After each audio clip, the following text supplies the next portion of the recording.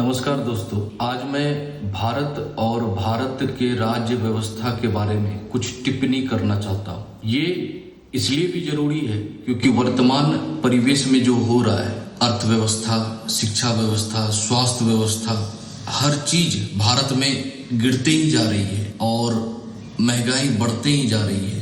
लोगों का जीवन स्तर बिल्कुल खराब हो गया है। तो संवैधानिक तरीके से इस पर हम लोग कैसे चिंतन कर सकते हैं, तो शुरू करते हैं। देखिए, संविधान एक लिविंग डॉक्यूमेंट है। Constitution is a living document और कॉन्स्टिट्यूशन में कुछ बदलाव समय के साथ साथ होते जाते हैं, अमेंडमेंट्स होते हैं, कुछ एडिशन, सब्सट्रैक्शन होते हैं। और ये सब जो 3 फॉर्म ऑफ गवर्नमेंट है, उसमें से जो 2 फॉर्म ऑफ गवर्नमेंट है, लेजिस्लेटिव यानी विधायिका और जुडिशियरी यानी न्यायपालिका, इन दोनों के कारण ये बदलाव संविधान में होता है। जुडिशियरी को हम लोग गार्जियन ऑफ द कॉन्स्टिट्यूशन भी कहते हैं। संविधान का सुरक्षा करता, संविधान का रक्षण करने वाला, संवैधानिक वॉयलेशन पे रोक लगाने वाला, मतलब सुप्रीम कोर्ट और जो जुडिशियरी है, ये कॉन्स्टिट्यूशन का अल्टीमेट प्रोटेक्टर होता है। अब चूंकि वर्तमान परिवेश में एक घटना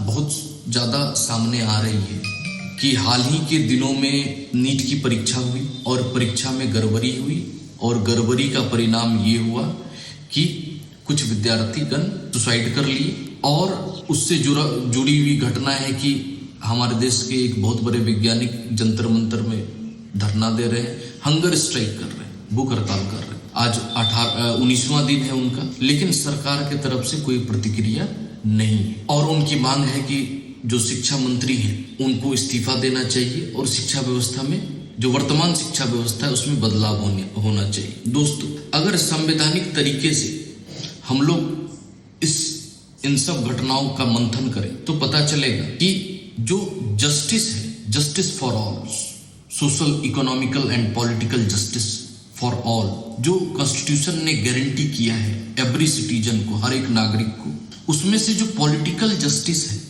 ये पॉलिटिकल जस्टिस का कॉन्सेप्ट वॉयलेट हो जाएगा अगर हम पद को व्यक्ति से अलग नहीं करेंगे। वर्तमान परिवेश में जो घटना हुई, शिक्षा मंत्रालय के इग्नोरेंस के कारण पेपर लीक हुआ और पेपर लीक का परिणाम स्टूडेंट का सुसाइड, इसको अगर हम लोग एनालिसिस करने का बात के बारे में सोचेंगे तो पता चलेगा कि सुसाइड की डायरेक्ट लायबिलिटी जो है उस पर्सन पे होती है जो मिनिस्ट्री में बैठा हुआ है, जो मिनिस्टर है, जो एजुकेशन मिनिस्टर है। अगर किसी मिनिस्ट्री के किसी कार्य के कारण या कार्य नहीं करने के कारण, अच्छे से कार्य नहीं करवाने के कारण जान चली जाती है, सिटीजन्स की जान चली जाती है, तो उस मिनिस्टर को रिस्पॉन्सिबल होना पड़ेगा। अगर जस्टिस, न्याय की परिकल्पना जो संविधान में की गई है उसको पूर्णतः स्थापित करना है, जैसा कि हम लोगों ने wheel of ignorance, John Royals की जो थ्योरी है,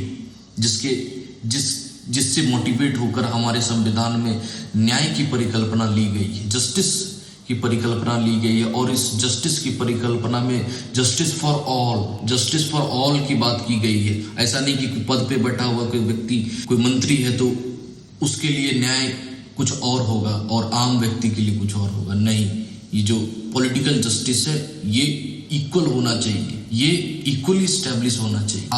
मैं जो गार्जियन ऑफ द कॉन्स्टिट्यूशन है, सुप्रीम कोर्ट, उनसे ये निवेदन करना चाहूंगा कि आप इस मामले में स्वतः संज्ञान लें। व्हील ऑफ इग्नोरेंस की थ्योरी को पर रिलाई करते हुए आप उस व्यक्ति को जिम्मेदार ठहराएं जिस व्यक्ति के इग्नोरेंस के कारण 20-22 बच्चों ने आत्महत्या कर ली। और बीएनएस की धारा 108 एबेटमेंट ऑफ सुसाइड, जिसमें कि जो एबेटर हैं उनको 10 साल की सजा है, इसको अप्लाई करें और धर्मेंद्र प्रधान एजुकेशन मिनिस्टर को तुरंत इस बीएनएस, भारतीय न्याय संहिता के धारा 108 के तहत 10 साल के लिए जेल में डाल। सिर्फ इस्तीफा से काम नहीं चलेगा, अब जो है व्यक्ति को जिम्मेदार होना पड़ेगा, व्यक्ति को जिम्मेदारी लेना पड़ेगा। मिनिस्ट्री और मिनिस्टर को हम लोगों को प्रॉपरली डिफरेंशिएट करना पड़ेगा। ऐसा नहीं कि मिनिस्ट्री से गलती हो रही है तो दैट मीन्स कि यहाँ कोई रिस्पॉन्सिबल पर्सन है ही नहीं। अगर किसी मिनिस्ट्री से गलती हो रही है तो उस मिनिस्टर को रिस्पॉन्सिबल होना पड़ेगा और मिनिस्टर को उसके लिए जो भी सजा होगी वो एक्सेप्ट करना चाहिए। यही संविधान, यही लोकतंत्र कहता है। अगर संविधान लिविंग डॉक्यूमेंट है तो मैं सुप्रीम कोर्ट से ये निवेदन करता हूँ कि आप स्वतः संज्ञान लेते हुए धर्मेंद्र प्रधान के ऊपर BNS 108 बुक कीजिए और उनको तुरंत जेल में डालिए। वो एबेटर ऑफ द सुसाइड है।